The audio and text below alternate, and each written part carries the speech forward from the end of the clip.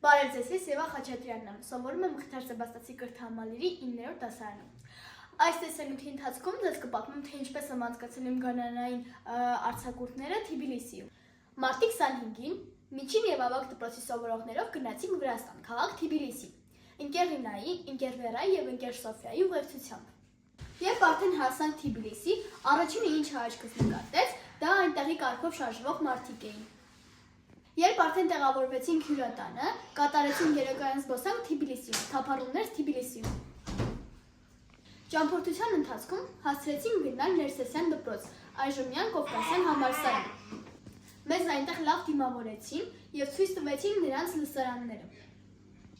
Այնտեղի ուսանողների համար մեզ հետ ճամփորդող Մարին ներկայացրեց մեր դպրոցը, մեր դպրոցի առավելությունները եւ այլն։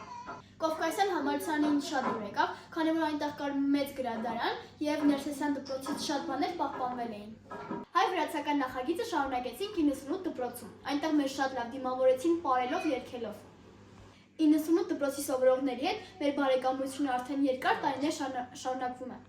Մեր խումբը այնտեղ արտասանեց Սայաթնովայի բանաստեղծությունները եւ երգեցինք Բրոյի երգը։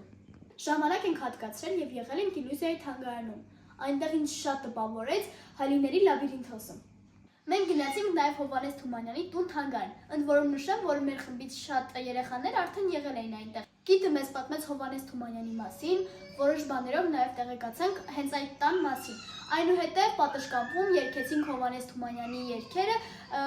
եւ բանաստեղծությունները արտասանեցինք։ Շատ հետաքրքիր ուսումնական ճամփորդություն ունեցա Վրաստանում, իսկ նկարները տեսեք ստորև։ Ցտեսություն։